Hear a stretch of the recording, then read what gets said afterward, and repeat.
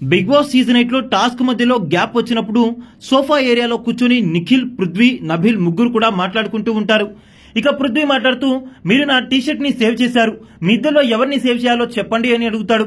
ఇక దానికి నిఖిల్ మాట్లాడుతూ, నేను ఏమీ నీ సపోర్ట్ అడగటం లేదు నబిల్, నీకు కూడా చెప్తున్నాను విను. I badly want to become the next mega chief. నాకు అవ్వాలని అనిపిస్తుంది, కానీ నేను మీ సపోర్ట్ ఏమీ ఆశించడం లేదు. నా మనసులోని మాట బయట పెట్టాను అంతే అని చెప్పుకొస్తాడు. ఇక దానికి నబిల్ మాట్లాడుతూ, నువ్వు ఇలాంటి సెల్ఫిష్ అని అనుకోలేదు.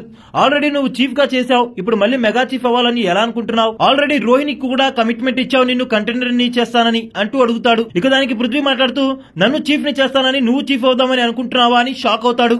నాకు అవ్వాలని అనిపిస్తుందని అన్నానులే, కానీ నేనే అవుతానని నీతో చెప్పలేదు కదా పృథ్వీ. ఈ గేమ్ లో సపోర్ట్ ఉంటేనే ఏదైనా చేయగలం. నేను మిమ్మల్ని సపోర్ట్ చేయమని అడగటం లేదు కదా. నేను సోలోగా నా గేమ్ నేను ఆడతాను. నేను గెలిస్తే ఓకే, గెలవకపోతే ఆల్సో ఫైన్ అని అంటాడు.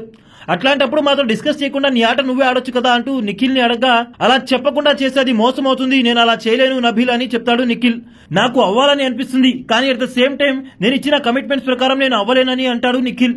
ఇక దానికి నబిల్ మాట్లాడుతూ, నువ్వేం ఫీల్ అవ్వాల్సిన అవసరం లేదు, అక్కడ 2 పొజిషన్స్ ఉన్నాయి, మన ఇద్దరిలో ఎవరిది ముందుగా వస్తే వాళ్ళని సేవ్ చేసుకుందాం, ఈ విధంగా హెల్ప్ చేస్తాను అని చెప్పుకొస్తాడు. ఒకవేళ మన ఇద్దరి కన్నా ముందే రోహిణి వస్తే కనుక రోహిణికి నువ్వు సపోర్ట్ చేయి, నేను మాత్రం సపోర్ట్ చేయనని అంటాడు నబిల్. ఒకవేళ ఒకే ఒక స్పాట్ ఉంటే కనుక మన గేమ్ మనం ఆడతామంటాడు నబిల్. ఒక పక్క నిఖిల్ కి గెలవాలనున్నా తను ఇచ్చిన మాట కోసం వెనక్కి తగ్గుతున్నాడు. గెలుపు తలుపులు తీగల సమర్థుడే నిఖిల్, కానీ స్నేహం కోసం, ఇచ్చిన మాట కోసం వెనకడుగు వేస్తున్నాడు నిఖిల్. ఇక నబిల్ చెప్పిన మాటలకి కూడా నేను యాక్సెప్ట్ చేయను, నా గేమ్ నేను ఆడతాను, నాకు ఎవరి సపోర్ట్ వద్దంటూ కరాఖండిగా చెప్పేస్తాడు నిఖిల్.